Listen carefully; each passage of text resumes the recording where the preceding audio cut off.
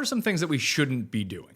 So you said betting on Sunday morning, not a great idea. People are going to do it anyway. Yeah, you're not going to. That's when most of the money comes in, so you're not going to stop them from doing that. But throughout the week, or when people are trying to assess handicapping, and I don't want to throw you under the bus here, but most pro bettors look like you. They don't look like former NFL players who really know ball. Sure. So there has to be something to that. Like how well you know ball doesn't seem to have any sort of correlation to how well you can bet on football. I think the single biggest edge that an average person can gain just by like even setting notifications for Underdog's NFL account.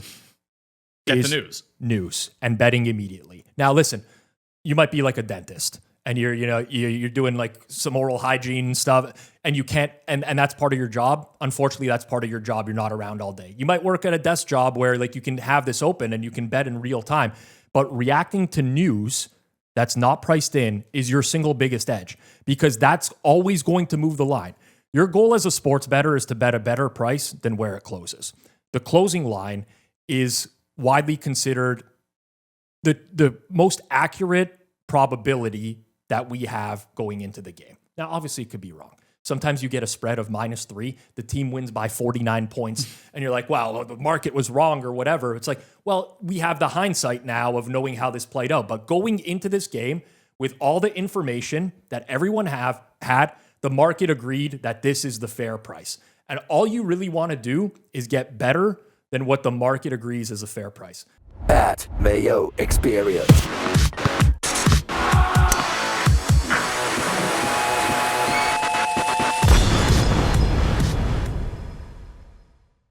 Welcome to the Pat Mayo Experience, presented by Underdog, the annual tradition, how to bet on the NFL properly so you don't lose all your money. Maybe you won't win all the money because, sometimes that doesn't happen. But how can you have a bankroll that makes you through the entire year, few years, keep yourself sustainable, looking for the right edges? We're going to go through all the tips, all the tricks, and what you need to actually pay attention to. To do that, Rob Pizzola has joined me in studio from the Hammer and the Forward Progress YouTube channel. And you bet on sports professionally, so you're a good person to talk to about this. Unlike me, who just kind of loses. I would think so. Yeah, I mean, I've done this professionally for about a decade now. It's hit or miss, but like I know the ropes. Let's just say of the sports betting. And space. you know where to find the edges. And you know what? Not part of this is just what don't you do?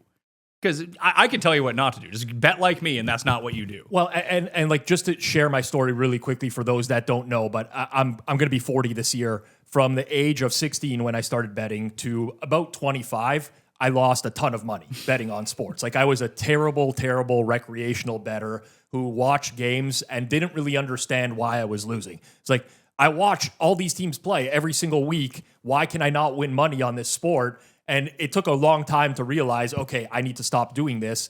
And then I kind of set out to use, my background in stats and computer science to build models and win at sports betting. So I've experienced the what not to do as well, on top of actually winning. Well, the what not to do, I think, is interesting because I think it depends on what you want to get out of sports betting. And that's a distinction that it's not a conversation that people want to have with themselves. Some years I win, some years I lose.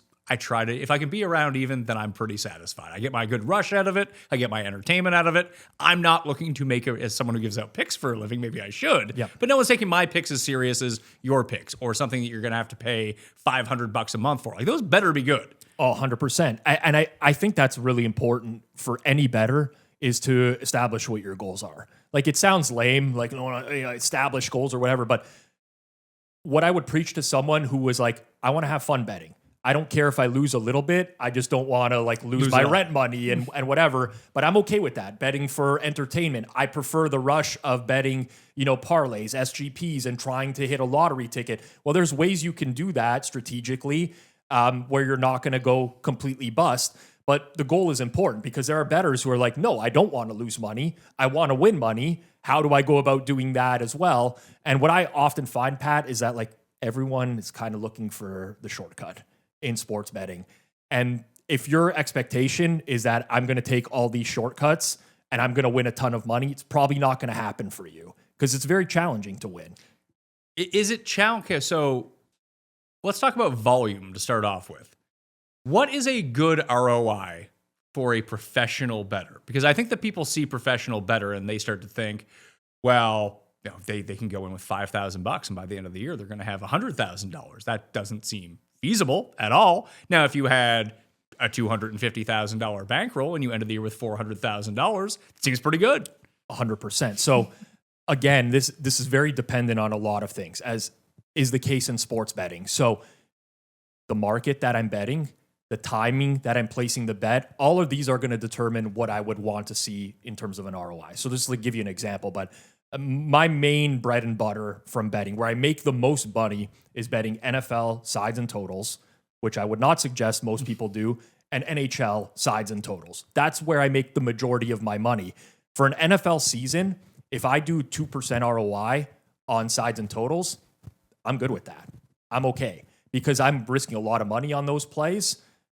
It's getting, returned in that way. If I'm betting NFL props, that's different. A 2% ROI would feel like a disappointment for me because that's an easier market to beat.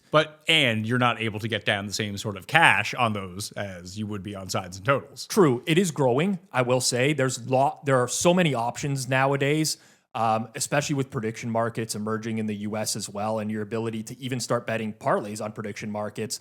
There's lots of options, but the scale or the ROI that I'm aiming for is dependent on, first and foremost, is this a major market? So when I say major market, think of the stuff that, is front and center. If you're betting Major League Baseball, it's your money line, your total over under in the game, maybe your run line, NFL spread, point spread, and total.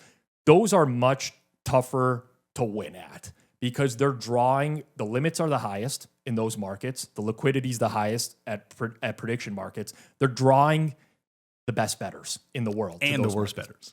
And the worst as well. And listen, it's dog eat dog. Like, it's a zero-sum game, sports betting. For someone to win, other people have to lose. It's the way it works, just like at a poker table or whatever.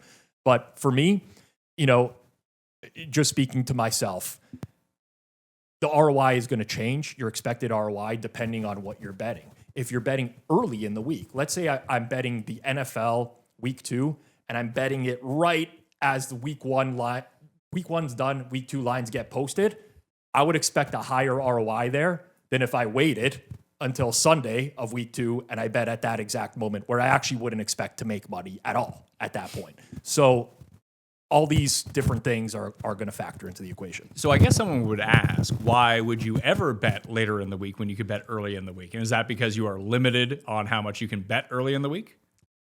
That's exactly it. So typically there's a process called price discovery. So for those that don't know, I also used to consult for sportsbooks in the past, and I've worked with trading teams on how this all works. So typically speaking, when a sportsbook posts a line, they don't post it with the highest limits.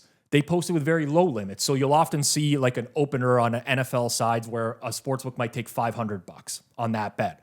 And they're going to use like the wisdom of the crowd. They're going to take all the information from the early bets that come in. And for when you're betting with a sportsbook, believe me, they know your profile. They know whether you're expected to win or lose in the long run.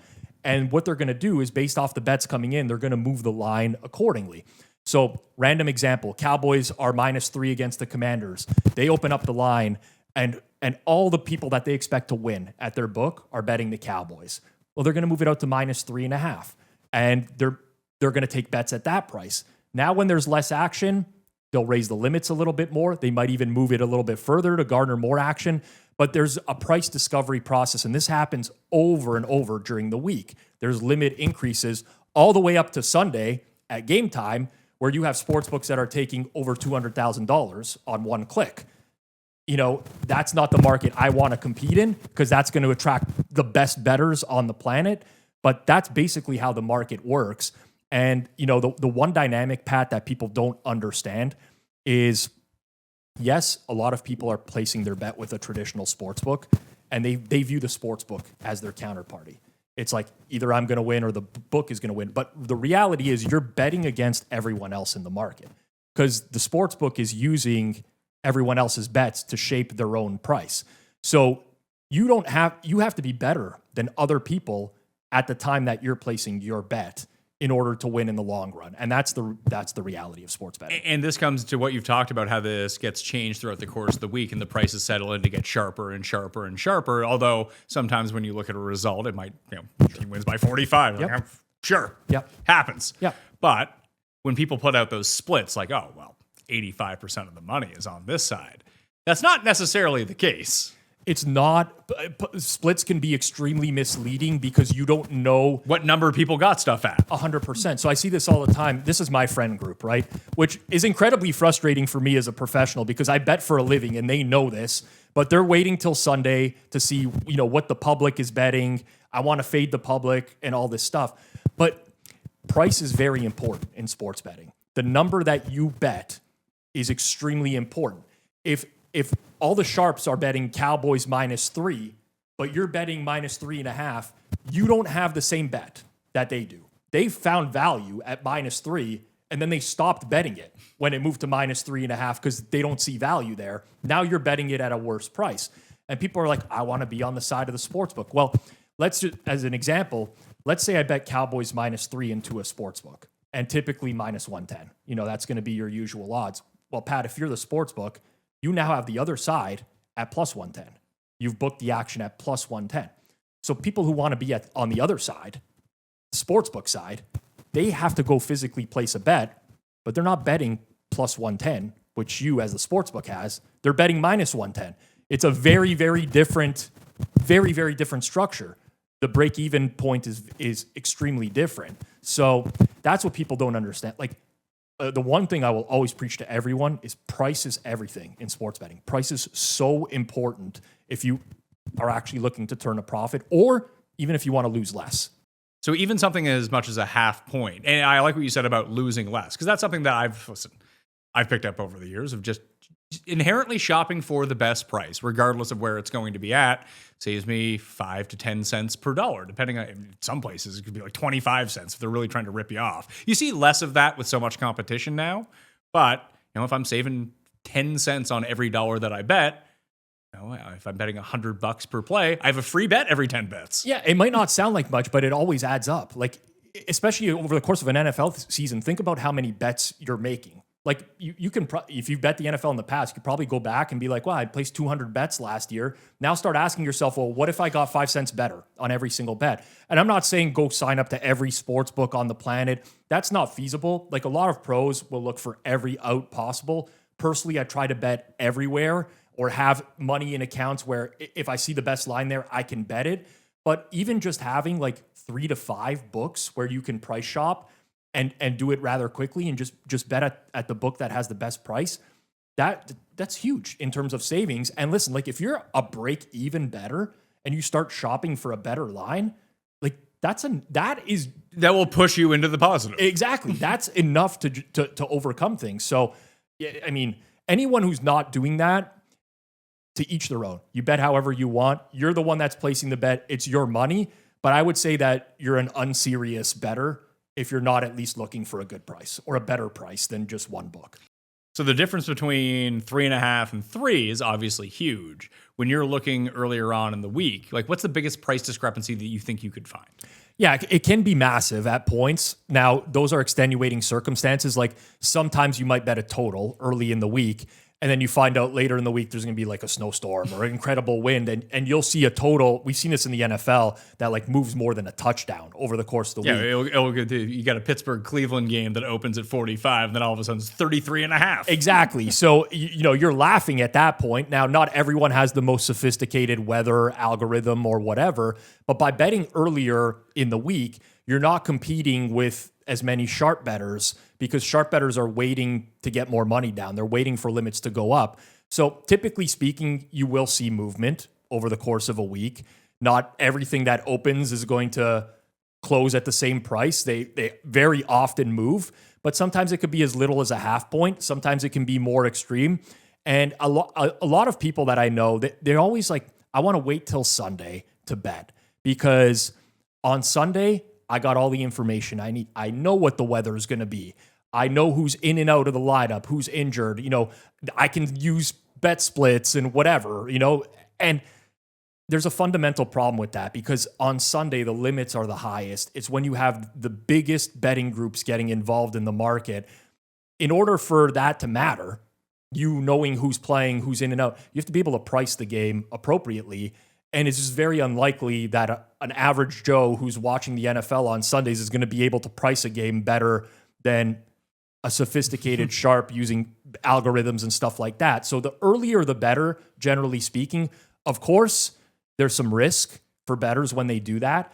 There's a chance you bet on a team early in the week and then Wednesday practice comes and their quarterback's not practicing. He doesn't end up playing in the game. You get a really terrible price and you're screwed. And you live with it.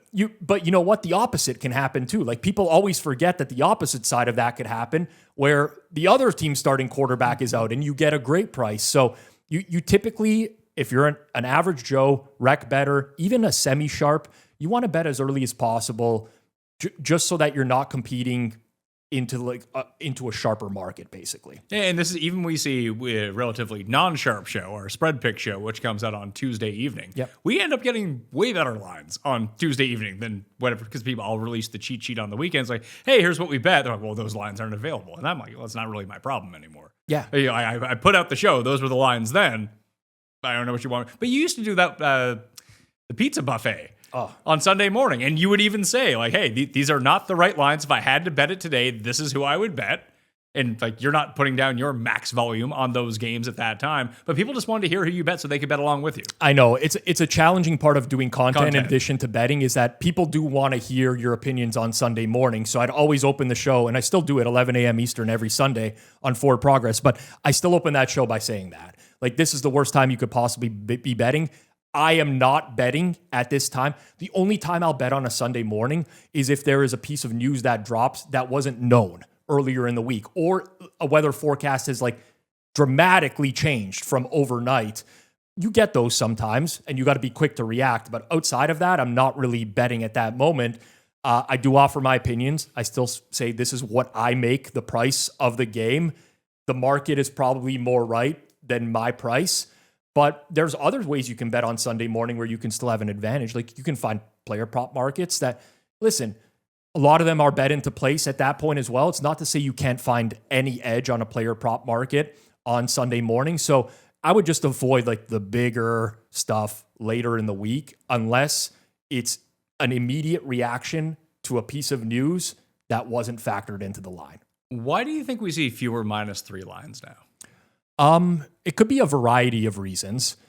So I can't give you an exact answer. First and foremost, if a sports book moves off of 3 in either direction, 2.5 or 3.5, they will get a better understanding of where the price should be.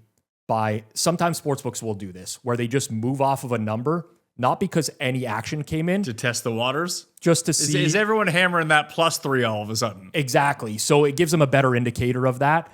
There could be just more parity across the league. I do feel, and I can't say this as a statement of fact. I've been betting the NFL for a long time, but I believe the gap between like the top teams and the bottom teams also used to be larger. Even the mid-range. The mid-range nowadays, Pat, is like a cluster of all these teams that are maybe 1 or 2 point different than everyone. You have 5 really good teams, 5 really bad teams, and every team on any Sunday is about the same. Yep. Back in the day, home field advantage was worth way more. It was worth roughly 3 points. And people never used to go for 2 as often either. And Well, then miss that's a going huge for one. 2. And now you're, so what I mean is like the opener, you don't normally see like, oh, these teams are even. The home team is -3. They're now like -1.5. Yeah, happens a lot. The importance of 7 has gone down in the NFL a lot. 6 is like elevated, and this can change, like you said, based on rules. I don't want people to treat this as gospel if they watch it 2 years from now and they're like, oh, 7's not worth anything.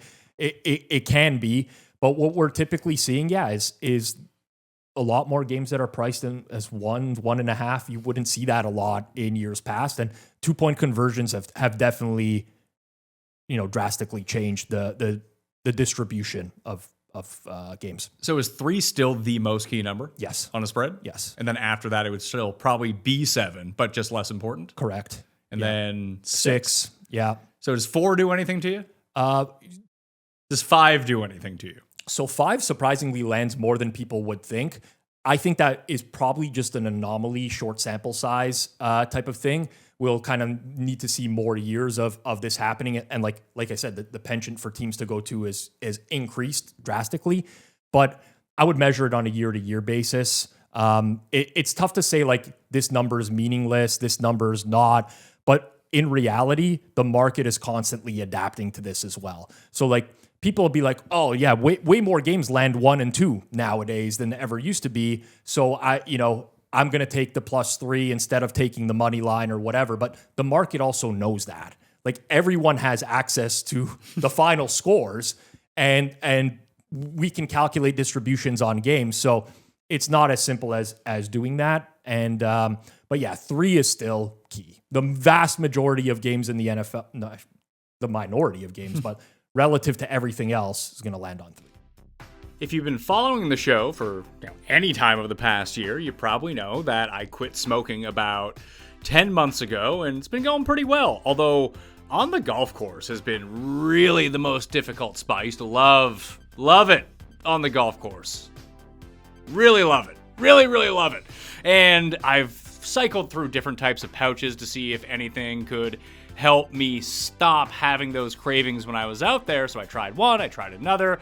Wasn't really for me, because I'm always looking for a little bit of extra focus, a little bit of energy without loading up on more caffeine. And finally, this is where Ultra pouches have been awesome for me. Ultra is a nicotine-free pouch with 0 nicotine and 0 caffeine. I throw them in during golf. I throw them in at the gym, sometimes before a show. Pop one in before a workout, or just use one when I'm sitting down, writing, or for a long day of work in the car, wherever it is. If you need that mental clarity, Ultra is where you want to be. You get that pouch experience with smooth energy and focus without feeling completely wired, because that was the issue with some of these pouches, that I would take one and be off the wall for like 3 hours. They've got 5 flavors too: cool mint, wintergreen, tropical, watermelon, and blue raz. So there's something for everyone. Although, if I'm going to be honest, blue raz is exactly where you want to be. Ultra is the ultimate guilt-free pouch, delivering instant focus and mental clarity without nicotine or caffeine. I have one in right now as I'm reading this ad. New customers can use code MAYO to get 15% off at takeultra.com. That's takeultra.com for 15% off with code MAYO. After you purchase, they'll ask you where you heard about them. Please support this show and tell them that my show sent you. takeultra.com. You'll love it. Did you know there's a version of your home that you haven't even lived in yet, where the rooms actually feel finished? And more importantly, the sun isn't blasting you in the face at 6 in the morning? Blasting in the face at 6 in the morning. Don't know what you're up to, but the sun will get you. That's what it'll do. It'll wake you up for the day, and it'll be awful. Everyone's had those blinds that drive you insane. They're crooked, one side rolls up higher than the other, and you live with them for way longer than you should because replacing blinds feels like a hassle. Blinds.com actually makes it incredibly simple. You can customize your window coverings, get samples shipped to your door fast and free, and even add professional measurement and installation. They've covered more than 15 million windows over 30 years, so you know what they're doing. Right now, Blinds.com is giving my listeners an exclusive $50 off when you spend $500 or more. Just use code PATMAYO at checkout. Limited time offer, rules and restrictions apply. See Blinds.com for details. Summer grilling? Awesome. Off the charts good, 10 out of 10. Until you start cooking anything besides burgers and steaks or hot dogs, vegetables disappear through the grates. Fish sticks, well, they fall apart. That's for cust. And sometimes cleanup takes longer than actually cooking the meal. That's why I've become obsessed with Hexclad Barbecue Collection.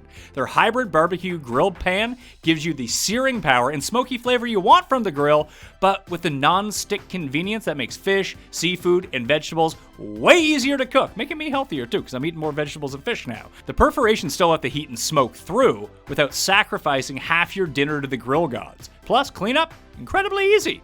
There's a reason Gordon Ramsay uses Hexclad, and every Hexclad product comes with a lifetime warranty. For a limited time only, my listeners get 10% off with my exclusive link. Head to hexclad.com/mayo. Again, support this show and get 10% off at hexclad.com/mayo. Make sure to let them know that I sent you. a lot of what you're talking about is just bet on the price, bet on the price, bet on the price. But you do need to, like when you run a model, it's not like, hey, price only. I don't care who's on what team. There has to be a way to break this down. Like, oh, this is what's important to betting. This is what's not. Obviously, you see it when a player gets injured. That if a starting quarterback goes out, and that's a huge starting quarterback, Lamar goes to Tyler Huntley. Yeah. That's like a 5.5, 6 point swing potentially. But what would be next after that? Offensive lineman? It could be. So cluster injuries are very important in the NFL. Multiple linemen being out, offensive line, multiple corners being out. You don't see this as much, but multiple edge rushers. An elite edge rusher is extremely important. Aiden Hutchinson missed some time. Like, that's a massive blow to a defense, especially in this day and age because passing is so much more relevant than it was 20 years ago. So elite edge rushers are definitely up there. Offensive line, yes and no. Like a left tackle, huge. Center, huge. Maybe your right guard, not that much. Maybe not. Maybe not, depending on the quality of player. Yeah. Who is the backup on that team? Like, it's not apples to apples, right? Left tackle being out for the Tampa Bay Bucks, Tristan Wirfs, is not going to be equal to the left tackle being out for a lot of other teams in the league because the downgrade isn't as substantial. So that plays a factor into quantifying the game. But quarterback by far the most. Cluster wide receivers, very bad. We've seen that in some situations in the league. I'd say typically the positions that are going to least impact a point spread will be running back, guards, tight ends, tight end, unless it's an elite tight end. Like a George Kittle is very valuable, a Brock Bowers, but yeah, a Pat Freiermuth, probably not going to move the needle all that much. In the secondary, safeties, again, unless you're an elite safety, you don't have that much impact on a game. Linebackers, pretty replaceable. So it's kind of all over the place. And again, it changes regularly as the league changes. You have guys like Nick Emanwari for the Seahawks who are now like these versatile defensive players that play all over the field. Well, that's just like a new wrench in everything because he plays snaps at a bunch of different positions. So accounting for all this is understandably tough. And you don't have to come up with a perfect probability of a game. My goal is you're never going to be able to price a football game perfectly accurate where like that's just not going to exist. Just have to do it better than the other people that are betting into the same market as you. Into the market. And I would think that being directionally correct most of the time is probably what you strive to do. 100%, right? Because you're going to lose. I mean, that's a big part of this is that no matter how good you are at betting, no matter how many Instagram videos that you see, it's like, we don't lose. And you lose. And you lose a lot. Yeah, those Instagram videos, like I'll just call them out there's a lot of grifters in the space. This is the best time to be a grifter in the space. Yeah, but right before the season starts? Oh, yeah. But sports betting is at its absolute peak, right? With the emergence of prediction markets, which is not sports betting, sports trading. But regardless. And we'll have another video breaking down prediction markets as well. Right. So if people want to come on, just sub to Mayo Media Network, we'll have all of that information for you, breaking down the different levels of this. But yeah, well, also prediction markets will depend on the liquidity of the market as well. 100%. It's no different. At least with that, you get to see what the liquidity is versus if you're betting at a sports book, sometimes you just don't even know you don't know what they're taking on a bet. Like generally speaking, the more that a sports book is willing to take on a bet, the sharper the line is at that point. It makes common sense, right? If you want to make a bet with me, Pat, and I say, okay, I'll let you bet $20, not super confident in my side, but if I'm saying, okay, I'll take 5,000 on that bet, I'm now pretty confident in what I'm doing. So, or you're a real degenerate. Yeah, I guess there's that. There's the alternative there as well, where I need the action. But if I'm doing it for profit, obviously, I'm more confident in the line at that point, and that's why, just as a general rule of thumb, as the week goes on, the limits are going to go higher. Sometimes you can't see that. Not every sportsbook says, here's your max amount that you can bet. You just use that as a guideline. So I want to talk about taking advantage of bonuses, especially for new players right now. Now, obviously, something like Code Mayo at Underdog will get you a giant bonus up to $1,000 if you want to get in at coolbet.com. If you're in Canada, outside of Ontario, hit the description. You can find that right now. You'll get a bonus for doing that. people don't realize how valuable some of these bonuses are. Like, why? It's free money. Why? And it's no different than, I know you guys had a Twitter account for a while to try to take advantage of these like daily boosts that come out. Yep. They're generally very favorable towards you. 100%. So this, right off the top, we talked about your goals as a bettor, right? For myself as a bettor in the position that I'm at, I would never want to use a bonus at a site because I would not want to provide them with any information on my betting style because I would use a bonus On a giant same game parlay? Yes. Just see if you can win $1 million. In a non-optimal way. Yeah. Because there are optimal ways to use bonuses. And typically when you're using a bonus, you want to bet an underdog. There's a mathematical science behind it, which would be a longer video for me to get into how that works. Well, I think I can break this one down pretty easily, that if you have free money to bet, you might as well make it worth something. And for a lot of bonuses, you don't get your stake returned. Exactly. Right? It's gone if it doesn't win. Exactly. So a lot of people will go in and be like, well, I want a sure thing. I'm going to bet a minus 500, but you don't get the bet You that get you're 200 out of your 1,000. Exactly. So it doesn't make a whole lot of sense to do that. But for an average person, if you're recreational in nature and you're never going to size up to $1,000 bets or whatever, 100% you should be growing your bankroll by leveraging bonuses as much as humanly possible. And again, underdogs generally favorable. Probably don't want to put them into like too many legs that you have to hit, but your sweet spot is probably in the plus 150 to plus 200 range. I'm saying that off the top of my head, not having calculated it. Get a little boost on top of that, or just a free bet or whatever it might be. But for sure, like they're handing you money to bet. And the only reason I say I wouldn't want to do that is, well, you're going to bet anyway. I'm going to bet regardless. And you have to understand, like I said, every wager you make, every interaction you make with a sportsbook is going to profile you in some way, including how you deposit, how often you deposit, the deposit amounts, how often you withdraw. Do you use bonuses? Are you clicking odds boosts? Are you betting parlays, whatever? And the sportsbook's going to have that information and profile you. So if it was me and I'm going in and I'm using odds boost, free bets, whatever it might be, and I'm doing it in a way where they're like, wow, this person is savvy, well, all of a sudden the limits on my account are going to get cut and I'm not going to be able to wager what I want to. That doesn't apply to 98% of people. So use them. Like it's money that helps you grow your bankroll. So this happened with a friend of mine. He just started betting during the World Cup this year.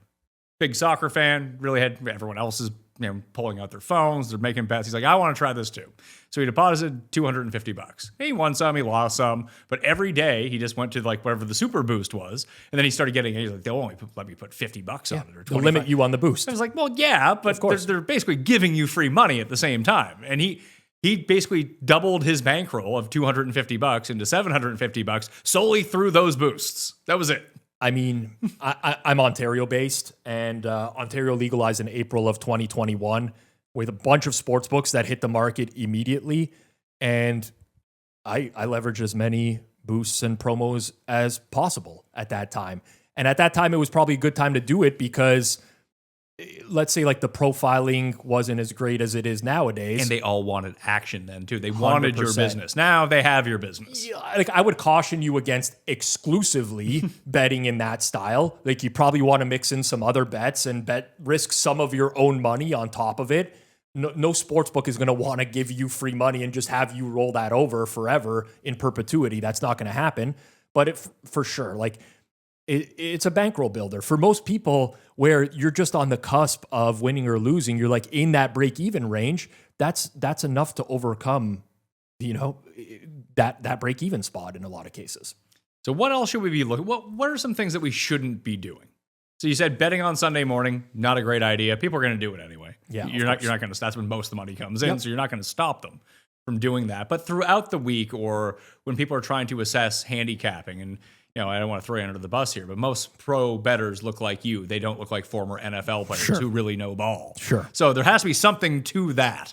Like how well you know ball doesn't seem to have any sort of correlation to how well you can bet on football. I think the single biggest edge that an average person can gain just by like even setting notifications for Underdog's NFL account Get is the news and betting immediately. Now, listen, you might be like a dentist and you're doing like some oral hygiene stuff, and you can't, and that's part of your job. Unfortunately, that's part of your job. You're not around all day. You might work at a desk job where like you can have this open and you can bet in real time, but reacting to news that's not priced in is your single biggest edge, because that's always going to move the line. Your goal as a sports bettor is to bet a better price than where it closes. The closing line is widely considered the most accurate probability that we have going into the game. Now, obviously, it could be wrong. Sometimes you get a spread of -3, the team wins by 49 points, and you're like, well, the market was wrong or whatever. It's like, well, we have the hindsight now of knowing how this played out. But going into this game with all the information that everyone had, the market agreed that this is the fair price. And all you really want to do is get better than what the market agrees is a fair price. So the best possible way to do that, whether that's a side, a total, a player prop, like it might be enough for you to, there's very little like workhorse backs in the league anymore. There's actually becoming more, it feels like. I mean, there's been a reversion to, because the best athletes don't play running back anymore. Right. Where they used to. So you get these weird outliers now that are just so much better than everyone else that they're like, well, we got a 5-year contract on a rookie deal. We don't want to pay a running back going forward because you're going to see the decline outside some of the very few true outliers, that it does seem that they are using more guys in a workhorse role, whereas like 3 years ago, you might be able to name 4 of them. Now there's like 8 or 9. Sure. Yeah. Maybe drifting back towards like half the league in a few years. And that's especially as the draft has had like some high quality running backs in recent years as well. And no matter where you draft a running back in the first round, like the best time to pick a running back is pick 30. 100%. Or pick 32 of the first round. You get that 5-year option. You never have to pay them $20 million. It's great. Hey, I mean, if you could grab a back in round 4 or 5, which a lot of teams are doing nowadays as well, it works out. But regardless, like it's not just sides or totals, right? We live in a day and age where you can bet tons of player props. There's so many markets. There's game props as well. So a random example that I can give is like, I don't know, you're just you got an underdog notification or a beat. It doesn't have to be underdog. I think it's the fastest feed of aggregating everything that's out there right now. But it could be a Twitter list of beat writers, and you see a 49ers beat writer who's like, "Oh, Christian McCaffrey was limited in practice this week with a hamstring injury." Well, there's lots of things you can do with that. And maybe Christian McCaffrey's not the best example, and it could be Brock Purdy, who's the quarterback. But, if it's Brock Purdy, you can bet against the 49ers. You can bet under on the game total. You can bet under on Brock Purdy passing yards. If you start to think about more derivatives of that, maybe you SGP Brock Purdy under passing yards with Mike Evans, who's now their number 1, under passing yards as well. Because if Mac Jones has to start that game, it could be a drop-off. Maybe bad example because Mac Jones is all right. Yeah, but like Christian McCaffrey's backup, I think Isaac Guarendo's on the pup, is like... I think Guarendo... No, DeMarcado's on Kansas City now. I think it's Jordan James. Well, there's a battle for the number 2 right now. Right. So McCaffrey limited, okay, guess what? I can bet under on McCaffrey rush attempts, rushing yards, receiving yards, anything. I can parlay those together. Well, one of the ones that I like to do throughout the course of the week, and obviously they don't hit a lot of the time, but when you see the books react to a number or a piece of news, generally your spread and your total are going to be the first things affected, whereas the derivatives do take some time to catch up. So if you have the information, and like you say, Christian McCaffrey might be a bad example simply because he always has a hamstring injury and he always ends up playing. But if you get yourself into a situation where he gets fewer work or he ends up missing the game entirely, these anytime touchdowns for the backups end up being like, they go from 7-1 to even money by the time game time comes around. But let's say you're a ball knower. Like this is where an average person who just understands the NFL could gain an advantage. Like think about a situation with another team. Let's use the Steelers as an example where DK Metcalf is out for a game, right? Or limited, in danger of missing time. Okay. You can bet DK Metcalf unders. If he does play, you probably got a good position. With him dealing with an injury, there's a possibility he leaves the game. Well, you got whatever the 50-50 price of him being healthy was to begin with. Exactly. He might miss and it gets voided. But now let's say you know the Steelers. You're a Steelers fan, or you understand that if DK Metcalf is out, the Steelers will probably run more 3 tight end sets. Maybe I want to bet Pat Freiermuth over. Maybe I want to bet Darnell Washington over. Like, how does the game plan change if this person potentially misses? So that's basically the way that I think. For me, that's automated. I've worked hard to automate this process because speed is important with betting, but not everyone has to do that. You can just understand by this person missing, here is how it's likely going to impact everyone on that offense. It doesn't have to be a spread or total. The only important thing in these situations is to be quick because you're competing with other people who are processing the same information and betting off of it. But to your point, Pat, typically speaking, side and total are going to get impacted quickest because that's where the sharps are going to focus their attention. We can bet the most money on the side and total right now, even the team total. Let's get down on that props later on. So that would be just one example of how a pure rec bettor who's willing to do a little bit of work, And you don't even really need to do the work. So, for example, like I'm affiliated with SharpStack. Yep. And SharpStack is a projection system. It brings in all the sports books. It gives you EV versus the number. And you can have the EV versus the number of the mean projection, or you can just go into the projections and look at them yourself. And it'll give you just a menu of all of the different options you can have. And one of my favorite parts of it is it'll track where the opener is for spreads and totals and props and see where it is now during the week. But with information like that, I just find it very easy to log on to sharpstack.com, look at the projection, and be like, okay, here's what it was projected for at full health before that updates in like 10 minutes. Sure. If I'm on top of it, I can now make my assessment of the number versus what it is versus what that projection is. And you can too. Code Mayo at sharpstack.com. Hit the description. It's all in there for you because I'm not building my own stuff.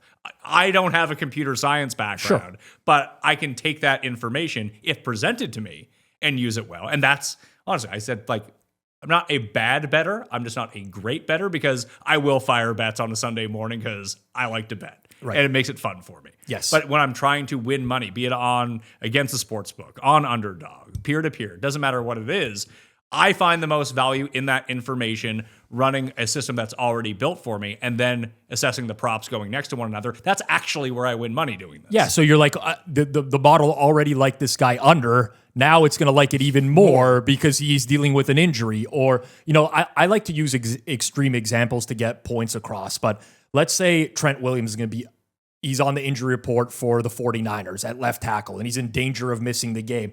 Well, my brain starts to think, okay, what would the 49ers game plan look like? They're not going to want Brock Purdy dropping back and passing over and over, or it's going to be quick passes. So I might be looking at like longest completion under on Brock Purdy, or taking some receivers that, typically run deep routes and playing like their longest reception under, because there's not going to be the time for him to throw that ball. Maybe I'm looking at Christian McCaffrey over on rush attempts. With their left tackle out, they probably try to run the ball more instead of having Purdy drop back to pass. And you'll find there's teams in the league. The 49ers, I'm using them as an example because Kyle Shanahan is very consistent. He's been around a lot. They have not had a lot of roster turnover. So their tendencies are pretty strong. And if you've studied these, even going into a season, or you just kind of know this stuff, you can just put the puzzle together. And there's, again, so many different props you can bet on that, okay, somebody might hit this prop really quickly and it's gone. You lost the number. It moved, 7 rushing yards or receiving yards, but there's so many different possibilities of you finding edges in these games. Even with VIG, I believe it was Connor Allen who put this out. If you would just bet every prop available to the under each of the past 6 years, you still would have won money. Yeah, so there's that's been a case for a long time in the NFL. And as a big under bettor, I can tell you that there's no better sweat than an under coming down in garbage time at the end of the game being like, oh my God, no. And there's no worse feeling than when your guy within 3 minutes of the game or 30 seconds of the game. I had an under on Marquez Valdez-Scantling receiving yards last year. Like, 21 and a half. That's huge. 50-yard catch to open the game. You're like, oh, well, at least now the rest of my day is freed up. So this has a lot to do with the psychology of sports betting. People gravitate to yes outcomes or overs. They want to root for things to happen, not for things not to happen. Then there's also injuries, which play a huge factor in the NFL as well. We have this cancel culture now in sports betting. It's like, you got to void my bet. Like, this guy left the game. It's like, well, you could have bet the under. Well, I agree with you. It pissed me off for a while that you just get all these people bitching and moaning and complaining. but it worked, Oh, and of they course. voided the bet. So why wouldn't you bitch and moan and complain? It's a no risk bet at that point. I'm not. I'm like an old school bettor. Obviously, I'm a little bit probably older than in age than a lot of the demographic that's watching this video. I don't know. This is Mayo Media Network. It's True. It's pretty in line with my age group. Okay, got it. They're between 30 and 50. So I just like grew up and like when I first started betting, it was through like a local bookie, right? I imagine going to pay him money and being like, hey, you know, My guy got hurt, Yeah, could we just drop this, $300 bet that I lost because George Kittle, tore a ligament or what? And they'd just laugh me out of the room. It's a little different. And of course, if the sportsbook rewards by voiding it, then you're going to repeat that behavior more often. But ultimately, there's so many ways, and it's a really good point on the psychology of things. It's not to say don't bet an over. Ever. No, sometimes overs are going to be absolute smash plays. When you look at it, doesn't mean they're going to hit. Yeah. But when you look at all the information presented to you, the over is going to be the play. But if you were just blindly, if you were ever stuck, you're like, man, I don't know. I need to bet this. Just bet under. Yeah, and like especially this is going to go out before the season, but season-long stuff as well. Like just add up all the win totals in the league, and they usually add up to more wins than are actually possible in the league because a lot of the totals are skewed that way, where books know, especially softer recreational books who are not taking a lot of sharp action, who will like limit players, they can just skew all their lines towards one direction, typically the over. Sometimes you won't even see them. Like there are markets where they just offer one outcome. They don't even allow you to bet the other side. Typically, that's going to be a really bad bet. Like if a sportsbook is offering you a one-way market, will this happen? But you can't bet that it won't happen.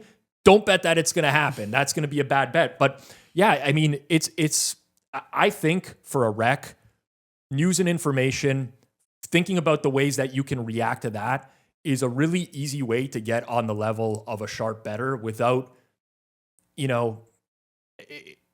putting in an obsessive, obscene amount of work. Or just not having the know-how. Honestly, like that's my biggest problem with this is what do I actually need to be weighting? If I was to build it, listen, I could probably use AI to help myself build a model. Right. And I'm kind of shitty with AI. Yep.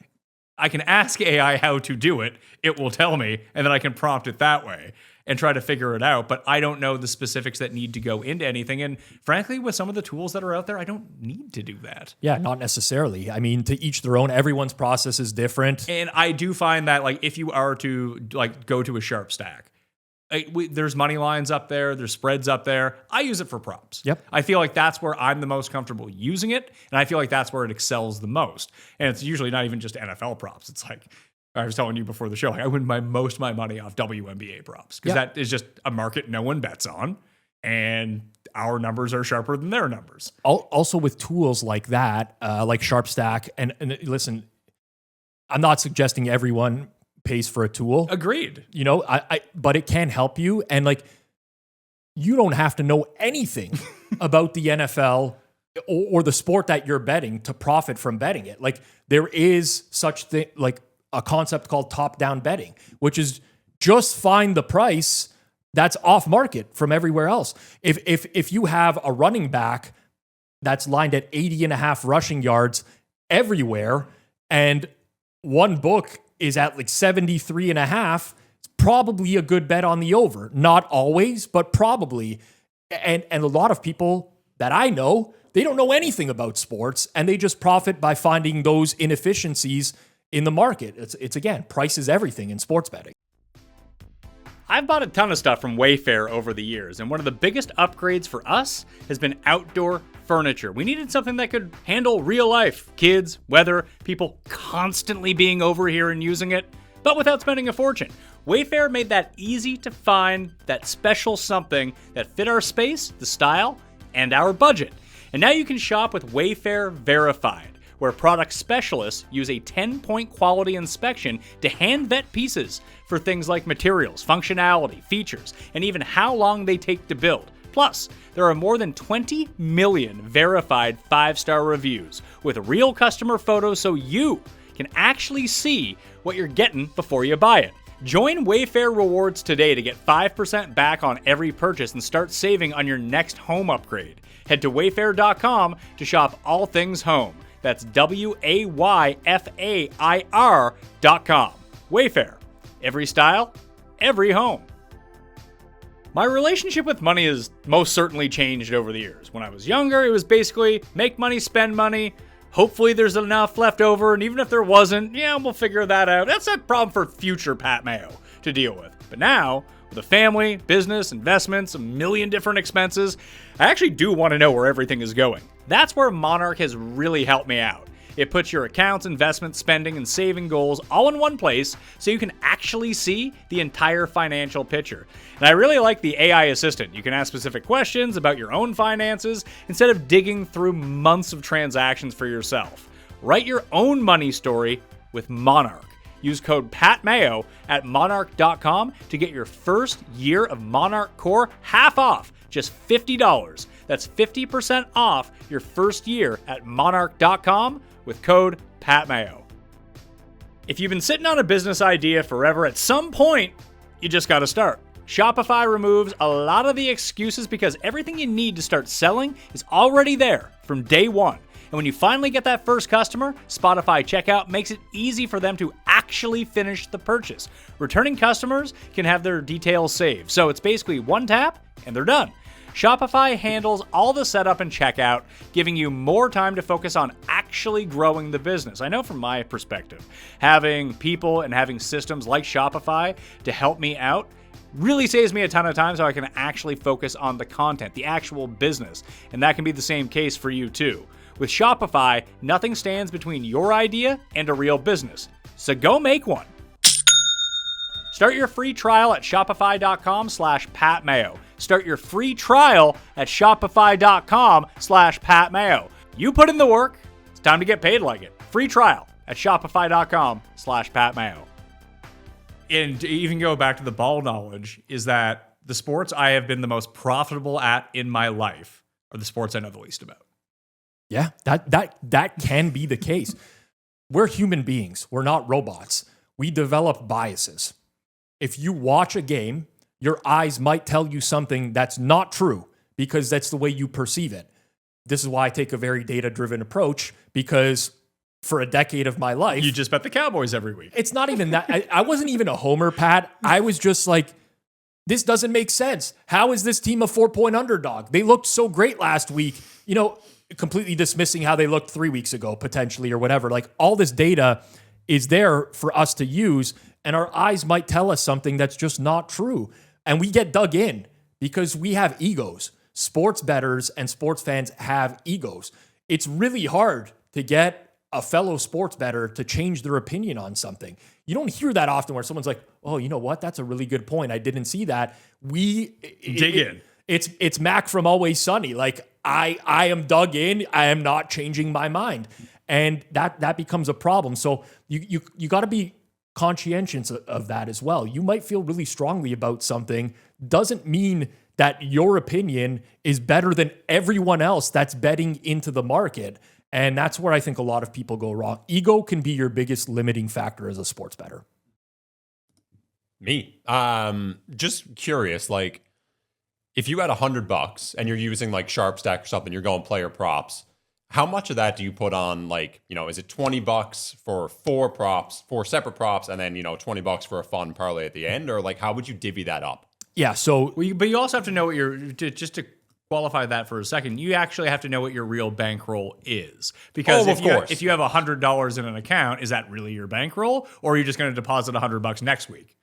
Yeah, and your volume is also going to determine your percentage of bet as well. So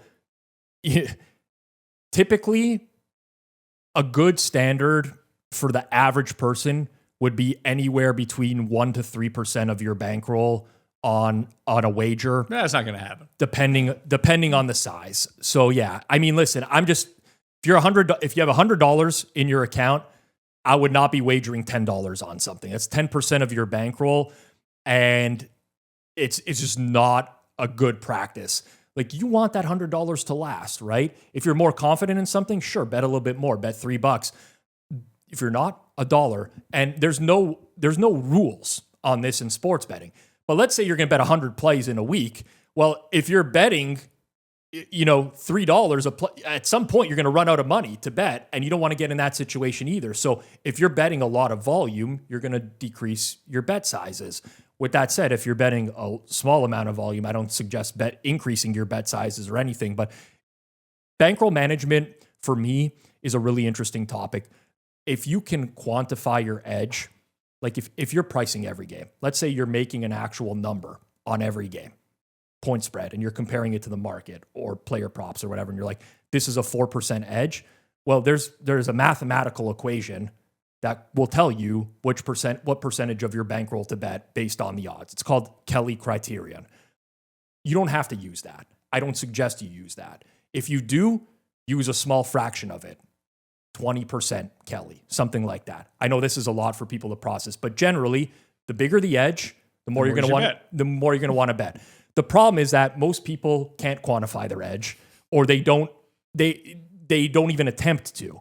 You know, how many people actually sit down and make a number, a point spread on every game before they look at the odds? They don't. They watch a game and they're like, wow, you know, the Cardinals look like shit. I can't wait to bet against them next week. The line comes out and they don't even process what the line is. They just bet against the Cardinals when in reality, there could be a lot of value on the Cardinals because everything's relative to price. But for bankroll management, I don't like to adhere to one strategy.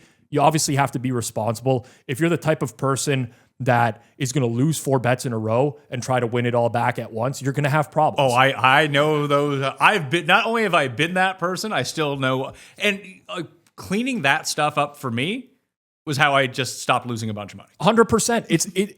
That is like such a detractor for the regular person because things spiral and escalate quickly when that happens. It's no different than the guy who sits down at the blackjack table and doubles his bet until he wins, until he runs out of money, he has no money left. And believe me, it's hard. Like I've experienced that personally. I've gone through that, and you know what's going on, but sometimes you can't help yourself. But if you can cut that out, if you could just cut out placing like terrible, misguided bets that are purely based off of impulse or reactionary, like I need to get my money back. I'm down a lot today, I need to get my money back. Well, oftentimes it's best to just step away and reset at that point and then start betting again when you have a clear mind.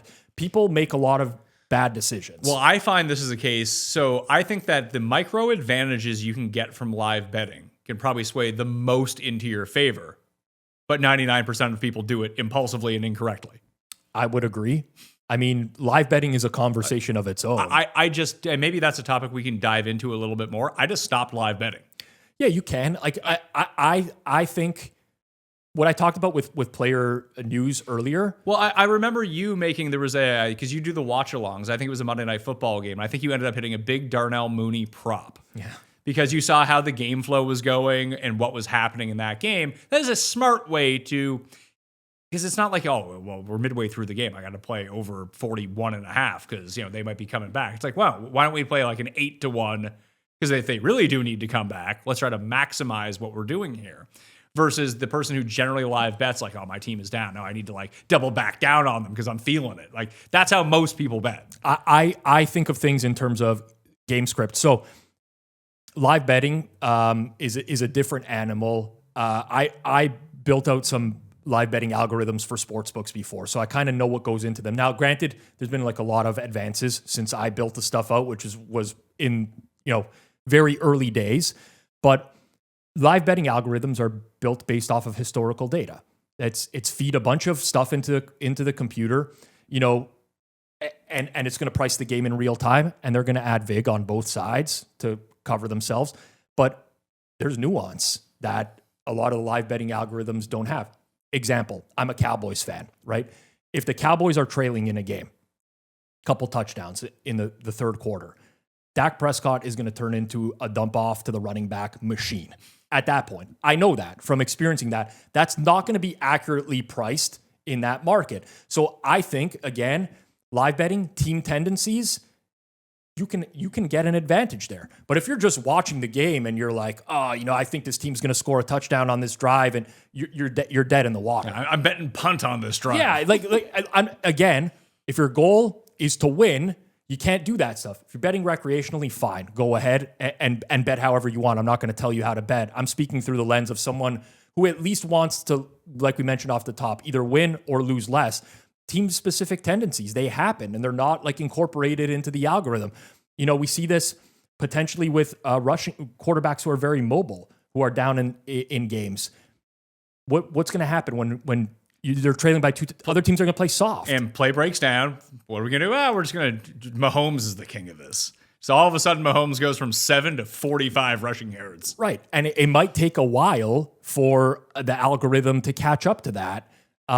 So I wouldn't say never live bet. Typically, you got to know there's few things working against you. One is you might be watching on a feed that's like a minute behind real time. So you're not using you're the same game state that the odds are offering you. That happens. Like lots of us nowadays are watching. It's only getting worse too. Of course, digital streaming.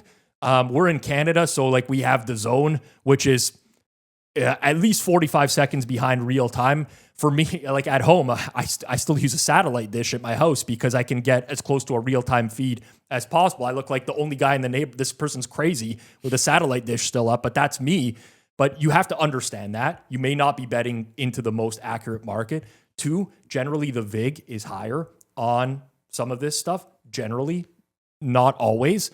But just like anything in sports betting, like you can gain an advantage. It just comes down to understanding where the inefficiencies are. I guess my point was you can, if you're having a good day, let's say you win, you play some spreads earlier on in the day, the early games. Hell, there might even be an international game that you want to do. Like, we're up a ton of money today. And then whatever game that you bet in the late slate just isn't going well. You're like, I'm going to try to pick off some live lines. It's just a way to waste all of your profits because you're not going to be sharp enough to pick off like 12 of these in a row. You're now just degenning all your money back. Where yes, if you had the discipline and the know-how to make 1 or 2 very savvy live bets, of course you could sway that into your favor easier than you could do anything pregame. But people just don't do that. Yeah, and on top of it, we're in a day and age now where we have live SGPs as well. And that compounds because if you're down on the day, especially a lot, the easiest way to get it back, win it all back in one go, is to bet a 15-1, 20-1 SGP, where I can put down a little bit of money. So if I lose again, I'm down just a little bit more. But if I win, I can get it all back. But I see the same mistakes. Like you got to think of like a game script here. People just throw random legs into the parlay that are not correlated with one another. And the moment that you start to correlate, then your odds get worse. 100%. So, but it also works a lot like coming from DFS previously into this. Some of the softest DFS markets where I'm too lazy to play because that's just where I'm at. But most of the very good players I know, second half NFL games, just crush people. Yeah. Just absolutely crush people. And like at our old site, we would have it to be customizable to what you thought. Like, here are the standard projections for the second half. Now you can enter a score of what the score is at halftime, and it will update to whatever the projections are. But you can even go in and tinker with those more if you wanted to. And the more you tinker with them with a smart eye, keen on how everything is going to go, it's like, well, the Bengals are trailing here. We're probably not going to see less of Jamar Chase in the second half. Right. So his 27% market share goes up to 40% because we're not going to be dumping it off to, Mike Gesicki. Yep.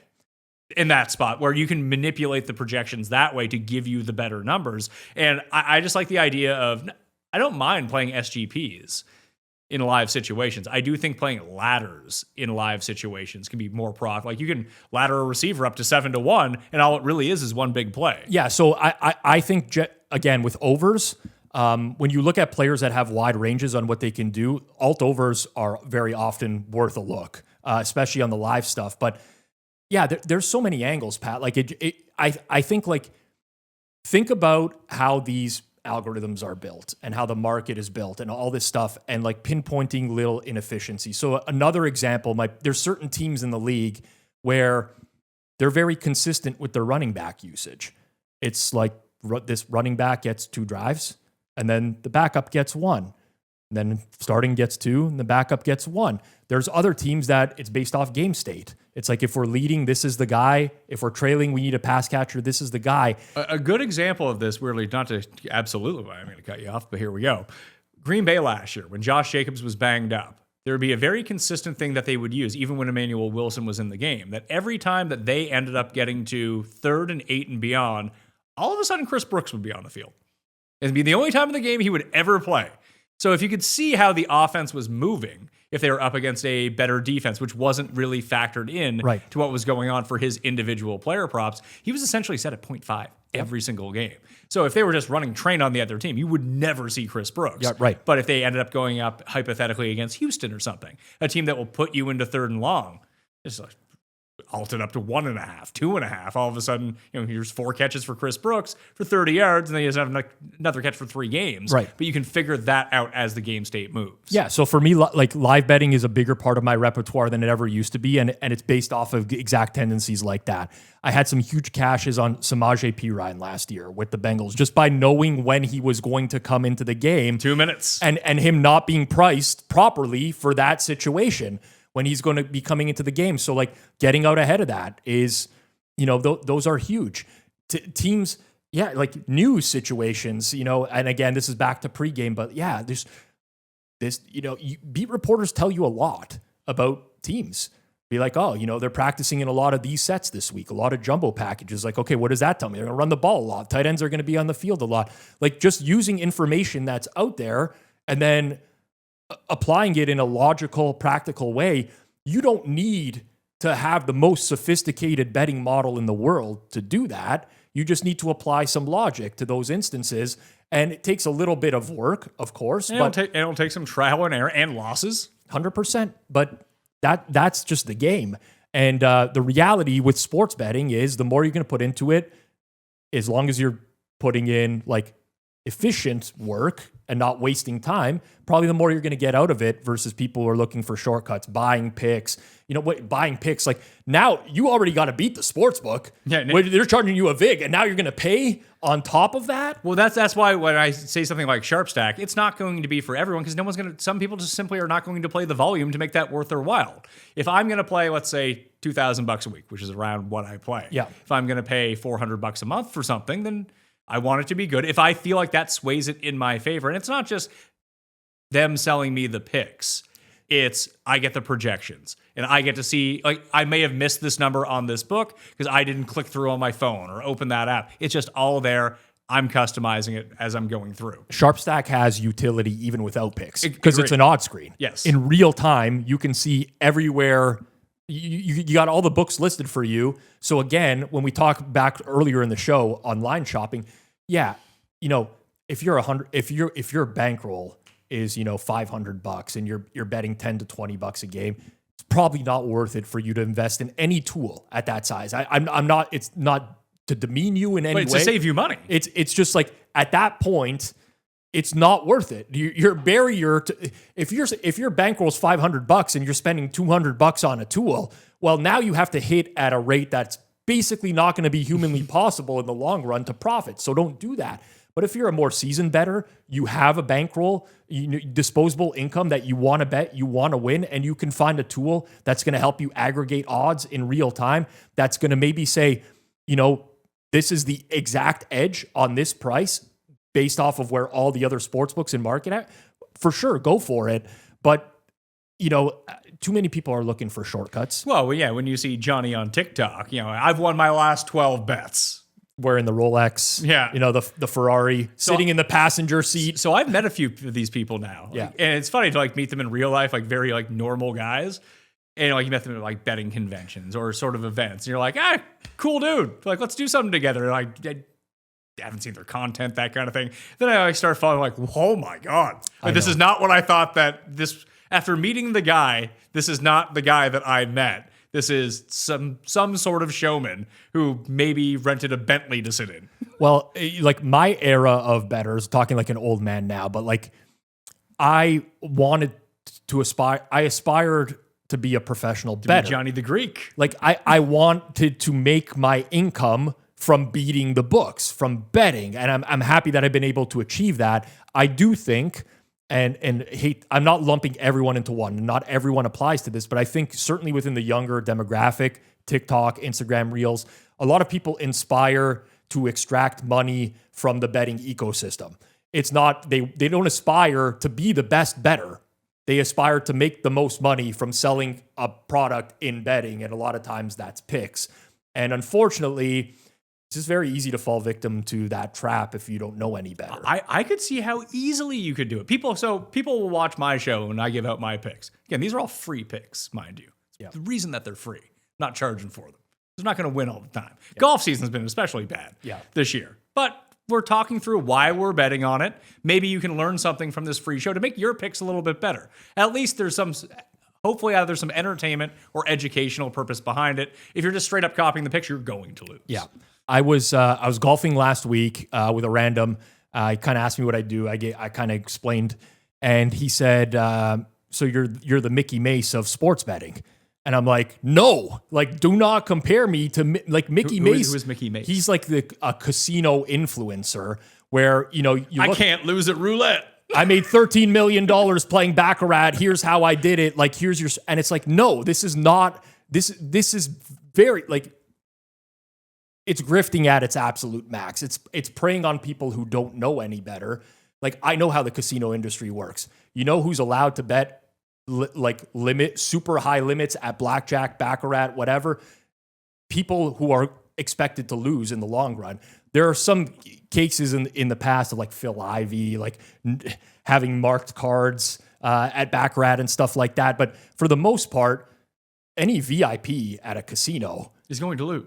Is a losing player, right? There's no secret to beating games that are mathematically not in your, like blackjack. Okay, you can gain an edge. You can gain an edge, but you still, even if you're the best blackjack player in the world, you still can't gain an edge in blackjack to where all of a sudden you're going to be mega profitable. Well, unless you're counting cards. Well, you can count. So if you're not counting cards, there's no edge to be had. The house has an edge, right?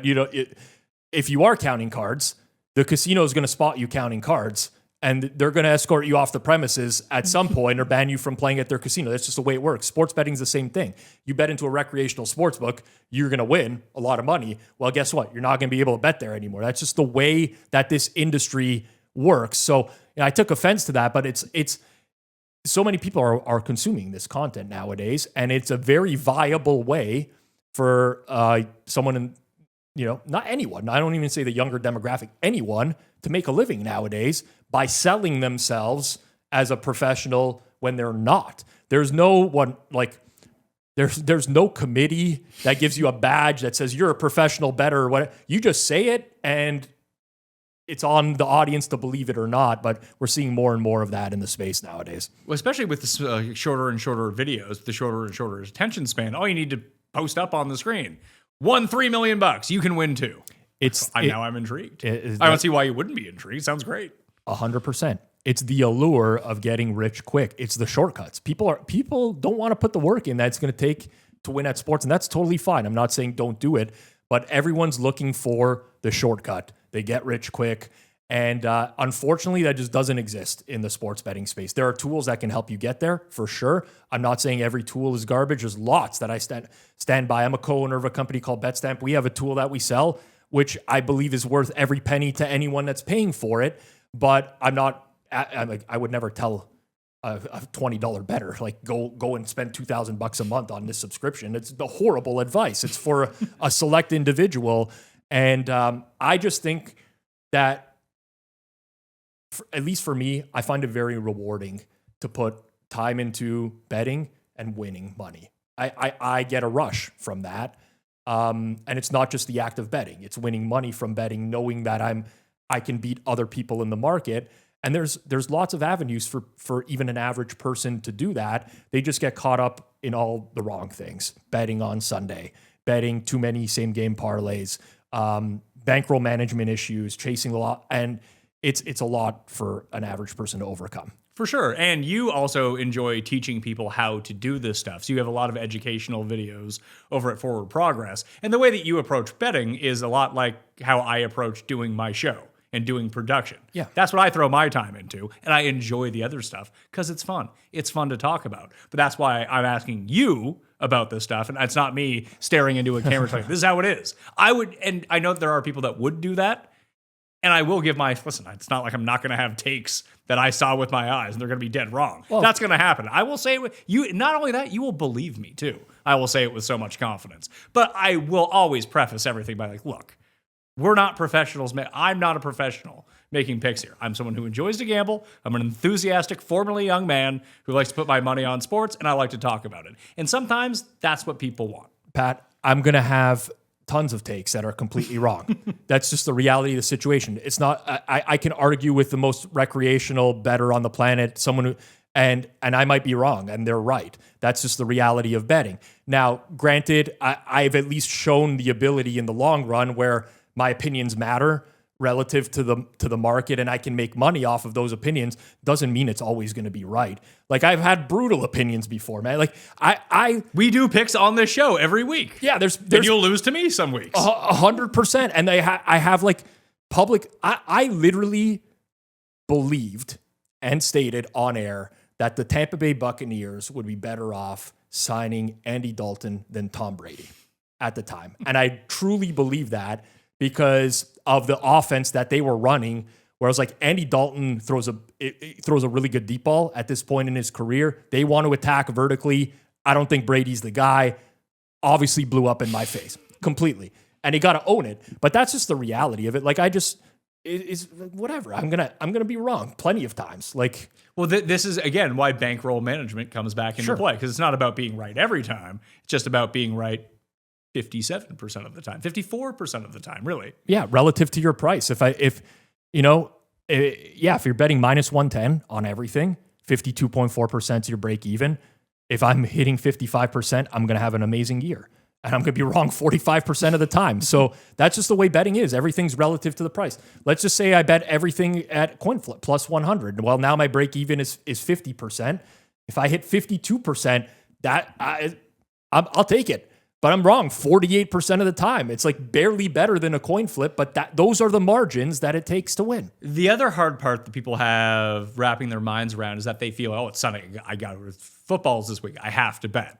Now, I would imagine there have been very few weeks during football where you've never placed a bet. But you're not going out of your way to make 8 bets a week if there's not 8 bets to be had. Correct. So like I'm never setting any sort of minimum or maximum limit.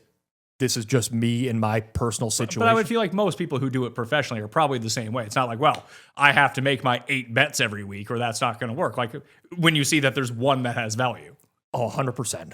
And honestly, a lot of that volume, like I never force a play just for the sake of forcing a play, just to have, it's happened. I will do that, but I know that I'm doing it recreationally. Like, I'm not betting the amounts that I would bet if I have an edge. I am human. Sometimes I will sit and watch Monday Night Football and I have nothing riding on the game and I'll throw a bet down 5 minutes before the game. I know what I'm doing. Like literally I do. I just want something to sweat. I just want a little bit of extra rooting interest, especially if it's two neutral teams that I don't care about. I want to cheer for something during the game. I don't see a problem with that. It's never been an issue for me, but yeah, that's sort of my mentality. And I evolve as a bettor based off of that. Like I used to bet baseball very seriously because I would say roughly in 2016, 2017, 2018, I would wake up in the morning, roughly 7 a.m. Limits would go up around 8:30, 9 o'clock. I'd always have my numbers prepared for when limits are going to go up. And I would bet as soon as those did go up. I actually host a podcast called Circles Off. The origin of Circles Off was you would, on the Sharp Sportsbooks, you would have a red circle next to every limited game. Yeah. And when circles were on, there was limits on it. And as soon as those went off, limits went up and you could basically bet, a large amount of money. And for those years, I'd wake up every morning and I'd have like 8 to 10 plays and I would bet them all. 2 or 3 years later, I would wake up at the exact same time. I'd be lucky if I had one play. So now I ask myself, do I want to bet earlier? Do I want to bet overnight with limits still on? Or do I just want to devote this time to something else because this is no longer worth it for me? And that's how I've evolved as a sports bettor. But I don't see, I want volume. Don't get me wrong. Like I want to have bet. This is how I make my livelihood, is finding edges. I want to find as many edges as possible. But if they don't exist, then so be it. Like, what am I going to do? I'm just going to, I'm going to move on to something else or find another thing to bet in the same market. And that for me has been paramount to me being a pro, is just evolving my craft. We'll have more of these educational chats on how to. This was just about standard NFL betting, where to find the right prices. We'll have prediction markets, maybe some other things as well, maybe even building out models or utilizing AI and that kind of thing to help you get a bit of an advantage. But if you want more on that, the Forward Progress YouTube channel with Rob is going to have a ton of that. And of course, Rob, Cam, and I will be on this channel making picks and probably losing. Which honestly, fucking love doing the shows with you guys because it's like outside of my standard domain. Like sometimes I'm hyper focused on here are the edges, and sometimes I just like talking shop. So really looking forward to that again this season. Yeah, so we're going to be here. It'll be every Thursday morning in season on Mayo Media Network, where we'll have football content every single day. So tell some friends, smash like we're here, share it around if you enjoyed it, or if you just want the audio versions of any of these shows, Apple and Spotify, under the Pat Mayo Experience. Leave us a 5-star review while you're over there as well, all right? Appreciate it. I'll see you next time. Mayo Experience! Experience!